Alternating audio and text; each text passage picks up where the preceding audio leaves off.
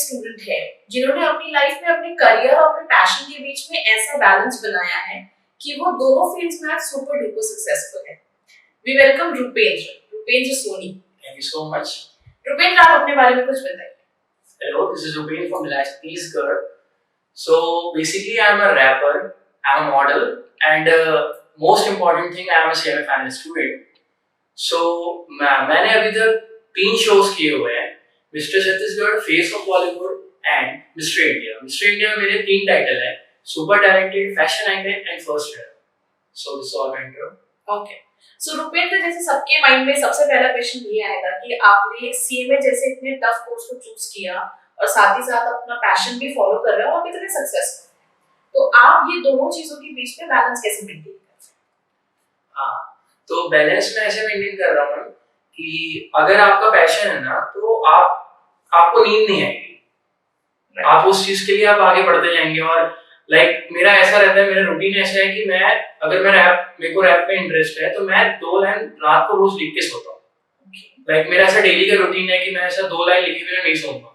ऐसा मैं complete song एक दिन में नहीं लिखता, मैं दो लाइन ऐसा मेरा लिख दिया, हाँ चलो हो गया। तो ऐसा सिस्टम से चलोगे तो वो सब हो जाता है। ओके, तो कहीं ना कहीं आपका ड्रीम था ये कि आप मॉडलिंग और रैप दोनों साथ में करना चाहते हो, बट आपने अपना करियर सैक्रिफाइस नहीं किया इसमें, मतलब अपने करियर को नहीं हैम्पर होने दिया। तो सीएमए जैसे कोर्स को आपने चुना, तो आपका कोई इंस्पिरेशन था उसके पीछे? एक्चुअली ये होता है ना, अगर आप ये सब फील्ड में जाओगे लाइक मॉडलिंग और एक्टिंग और रैपिंग में, तो आपकी इज्जत तभी लोग करते हैं सामने वाले जब आपका प्रोफेशन बहुत अच्छा हो। आपकी रिस्पेक्ट थोड़ी सी बढ़ जाती है। अगर मैं कुछ छोटा चीज करूंगा, या अगर मैं 12th पास हूं और मैं मॉडलिंग एजेंसीज पे जा रहा हूं और उनसे डील कर रहा हूं, तो मेरा वो प्रोफेशनल वे से मैं उनसे बात नहीं कर पाऊंगा। जब मैं एक प्रोफेशन पे आया, तो यहाँ पे कोर्स बहुत टफ थे, तो हमको टाइम मैनेजमेंट सीखा हमने कि ये सब्जेक्ट को आप पढ़ना है, ये सब्जेक्ट को आप पढ़ना है। तो आप सिस्टम आप घूम हो जाते हैं थोड़ा सा कि हाँ, हमको अब ये करना है, अब ये करना है, अब ये करना है, तो एक सिस्टमैटिक हो जाता है। तो इसलिए मैंने ये। तो आप कोई ऐसा आइडियल रूटीन शेयर करना चाहेंगे आज के यूथ के साथ कि कुछ पर्टिकुलर हैबिट्स जो आपको सक्सेसफुल होने के लिए हेल्प कर सकती हैं? सबसे पहले तो यही बोलूंगा कि जो भी हमारा बैरियर्स होते हैं, लाइक इंस्टाग्राम हम बहुत यूज करते हैं, ऐसा मैं भी एक्टिव रहता हूँ इंस्टा में, क्योंकि बहुत जरूरी है इंस्टा में, अगर आपको फेमस होना है तो इंस्टाग्राम में एक्टिव रहना है। बट हम टाइम वेस्ट नहीं कर सकते। ऐसा रूटीन बना लो कि हाँ 2 आवर्स हमको इनसे बात करना है, इससे ये करना है, तो फिर वो हो जाता है। तो वो चीज हम बना के रखें। और जो भी आपका पैशन है, आप एक दिन में कभी कुछ नहीं बन पाएंगे, आप डेली वो चीज को करो, और उसको करे बिना तो आप सो मत। मतलब प्लानिंग ऐसी हो कि आपको आपका पैशन सोने ना दे। हाँ, बस। तो आप एबीएस से एसोसिएटेड हैं काफी सालों से, आप एबीएस के स्टूडेंट रह चुके हैं, तो आपने जब यहाँ के मेंटर्स के साथ ये डिस्कस किया कि आप अपना पैशन और करियर दोनों साथ में फॉलो करना चाहते हैं, तो आपको यहाँ से कैसे मिला? मेरे को यहाँ से बहुत सपोर्ट मिला है। ऐसा सर लोग ने तो कभी ऐसा डिसअपॉइंटेड नहीं किया कि यार ये टफ है तो तुम पढ़ाई पे फोकस करो, या ये नहीं हो पाएगा, ऐसा कुछ नहीं बोला कभी। आप उनको नहीं पता क्या दिखा मेरे पे, वो मेरे को हर समय प्रमोट किए और बोले कि यार अब करो, तुम ये करो। और कोई शोज मेरे को आज तक मैंने जितने शोज किए हैं, मेरे को कभी सर लोगों ने ये नहीं बोला कि आप ये शो ड्रॉप कर दो, क्योंकि नेक्स्ट मंथ जैसे मैं मिस्टर इंडिया जब दिया था, तो मेरा कंपटीशन था बैंगलोर पे, और कंपटीशन के 1 मंथ बाद, मतलब 30 डेज बाद, मेरा सीएमए इंटर का 2nd ग्रुप का एग्जाम था। तो मैं सौरभ सर से ये डिस्कस किया कि सर मेरा एग्जाम है तो मैं क्या करूंगा। तो सर ने मेरे को ये बोला कि तुम 30 डेज है ना, तो वो हम कर लेंगे, देख लेंगे, तो तुम जाओ और वहां जीत के आओ। तो फिर वो एक इंस्पिरेशन था, और मैं वहां ऐसा बिना टेंशन के किया कंपटीशन, और किस्मत से जीत गया। मतलब आपको अपने मेंटर्स का पूरा सपोर्ट मिला, चाहे वो करियर हो चाहे वो आपका पैशन। ओके, एक और बहुत इंपॉर्टेंट क्वेश्चन था रुपेंद्र कि आप एक भिलाई जैसे छोटे शहर से हो, और जितना आपका बैकग्राउंड हम जानते हैं कि आपने भिलाई से ही मॉडलिंग चालू की, भिलाई में ही पढ़ाई। तो आज का यूथ जनरली वो इस मेंटालिटी का होता है कि भिलाई बहुत छोटा शहर है, यहाँ पे कोई स्कोप नहीं है, यहाँ पे ग्रोथ नहीं है, बट आपने वो किया, तो आप क्या बोलना चाहोगे? मैं तो यही बोलूंगा कि छोटे शहर से अगर आप निकलोगे तो आप सब चीज सीख कर निकलोगे, आप हर चीज को फेस किए होगे। अगर मैं मुंबई से मॉडलिंग किया होता तो मेरे पीछे बैकग्राउंड होते मेरे को पता होता कि हाँ यार थोड़ा सा बॉडी वॉडी बना लूंगा या थोड़ा सा लुक पे काम कर लूंगा तो ये मेरे को सपोर्ट कर लेगा। तो वो चीज हमारा मेंटेलिटी तुरंत तैयार होता, लेकिन मैं फेस नहीं किया होता उसे। बट एक छोटे शहर से जब आप निकलोगे तो आप फेस किए होगे उस चीजों को और आप बहुत सारे चीजों से निकल कर आए होगे, तो आप उस चीजों की रेस्पेक्ट करोगे। अगर हमको डायरेक्टली कोई चीज मिल जाता है तो हम उस चीज की, मेरे को जहां तक लगता है, मेरा पर्सनल एक्सपीरियंस है, हम उस चीज की इज्जत नहीं करते हैं। तो अगर आप मेहनत करके अगर आप आगे बढ़े हैं छोटे से शहर से, तो आपको पहली बात तो आप जहाँ पे रह रहे हैं आपके लोकेशन पे, आपकी लोकेलिटी पे सारों को प्राउड फील होगा कि हाँ इसने किया, तो आप बहुत लोगों की इंस्पिरेशन बनोगे पहली चीज, अगर आप छोटे शहर से काम कर रहे हो। अगर आप बड़े शहर से करोगे तो ये चीज नहीं होती है, क्योंकि सारे वहां पे कर रहे हैं तो फिर कोई इंस्पिरेशन वाला काम नहीं होता। तो पहला चीज आप इंस्पिरेशन बनेंगे सबके। दूसरी चीज ये होती है कि आप छोटे शहर से निकलोगे तो अपनी चीजों को इज्जत करोगे और आपको पता होगा कि हाँ यार मैंने कितना सैक्रिफाइस किया होगा इस चीजों के लिए, तो आप कभी इस चीज से पीछे नहीं हटोगे और जिस चीज में आप जा रहे हो वो भी आपको इज्जत करेगा। तो ये एक चीज है, मतलब किसी भी चीज की रिस्पेक्ट को बनाए रखने के लिए उसको अर्न करना जरूरी है। अगर हमको मिल गया वो चीज तो फिर हम रिस्पेक्ट नहीं करेंगे। राइट। तो coming back to your academic thing, जो आप सीएमए कर रहे हैं, तो आपको सीएमए, आप अभी सीएमए फाइनल में हैं, मतलब आपने सीएमए इंटर क्लियर किया हुआ है, अभी फाइनल में है, तो आपको इस प्रोफेशनल फ्रंट पे आपको क्या बेनिफिट प्रोवाइड किया है लाइफ में, आप कहाँ अपने आप को देखते हो? ये सब चीजें कैसे है ना कि अगर हम प्रोफेशनल काम कर रहे हैं तो सबसे बड़ी चीज ये होती है कि हमारे लाइफ टाइम के नाम के आगे एक ऐसा चीज बन जाएगा जो कभी हटता नहीं है।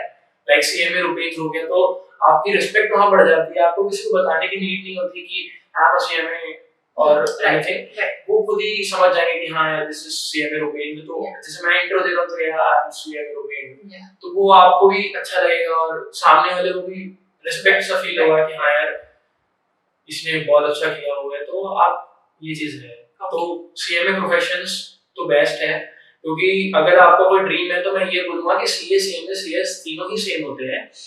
बस सीए में कैसा होता है कि आपकी जो आर्टिकलशिप होती है वो थोड़ी सी एक्सटेंड रहती है, इसमें थोड़ी सी कम रहती है। तो मेरा रीजन बस यही था सीएमए में आने का, क्योंकि आर्टिकलशिप इसमें कम है, तो फिर मेरे को अदर चीज में भी जाना था, तो मेरे को यहाँ को जल्दी क्लियर करके उस चीज पे ज्यादा फोकस करनी थी, तो मैंने इसको चुन लिया। मतलब आपने एक ब्लूप्रिंट बना लिया अपने माइंड में कि आपको कौन से चीज को कितना टाइम देना है ताकि आपकी दोनों चीजें सक्सेसफुली कंप्लीट हो सके।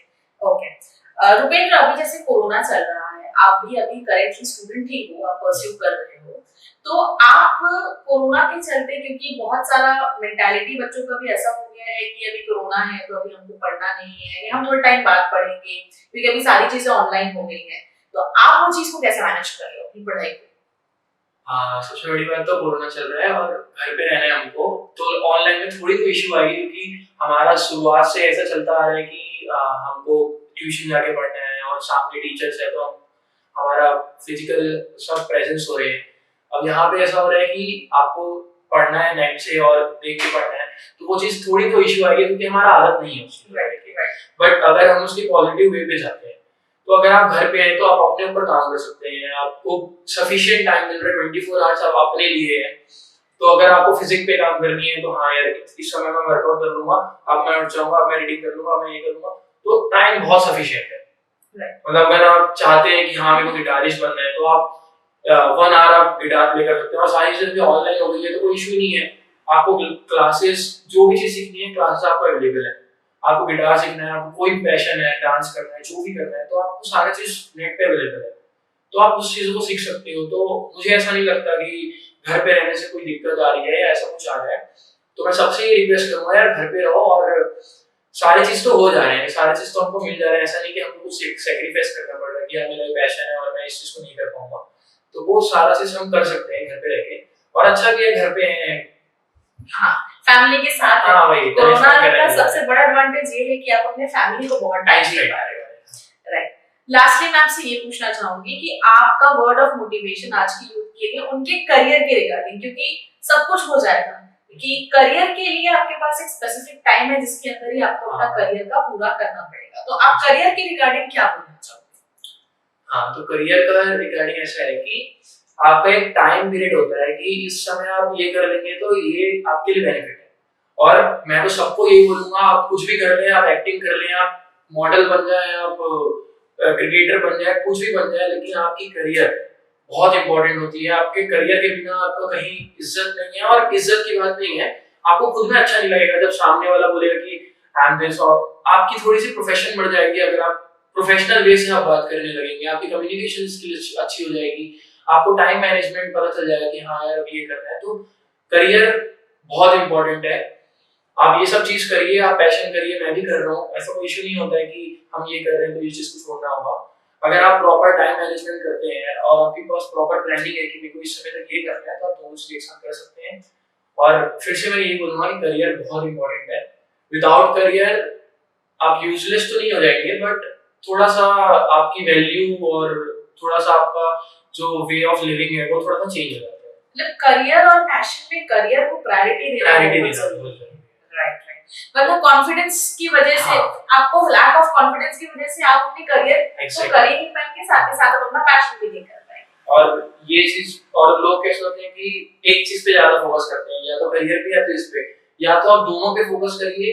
अगर नहीं हो पा रहा है दोनों पे फोकस, और अगर आपको चॉइस करना पड़ रहा है कि मैं अपने पैशन पे जाऊं कि मैं अपने प्रोफेशन पे जाऊं, तो मैं यही बोलूंगा कि आप अपने प्रोफेशन पे जाइए, क्योंकि आफ्टर प्रोफेशन पैशन में कोई एज नहीं होता है। आपको मॉडलिंग करनी है, आपको गिटार सीखना है, आपका डांस करना है, तो उसकी कोई एज लिमिट नहीं है। आप आफ्टर 50 भी कर सकते हैं। दिनेश मोहन एक मॉडल है, तो वो अभी अराउंड 65 के हैं, तो he is a professional model. तो वो कोई एज लिमिट नहीं होती इस चीजों के लिए। तो अपने पैशन को परस्यू करने के लिए कोई एज लिमिट नहीं होती है, लेकिन करियर बनाने का एक पर्टिकुलर टाइम होता है जिसके अंदर ही आपका करियर बन सकता है। Okay, so this was Rupendra Soni. ये अभी हमारे अपकमिंग आर्टिस्ट हैं, बहुत बड़े आर्टिस्ट हैं भिलाई को, ये छत्तीसगढ़ को रिप्रेजेंट कर रहे हैं मिस्टर इंडिया में। That is a very big thing for us and we wish you all the very best. हम प्रे करेंगे कि आप ही विनर रहे। So this was it for today's ABS Talk Show. Next time हम मिलेंगे किसी और नेक्स्ट पर्सनालिटी के साथ। Thank you. Thank you so much.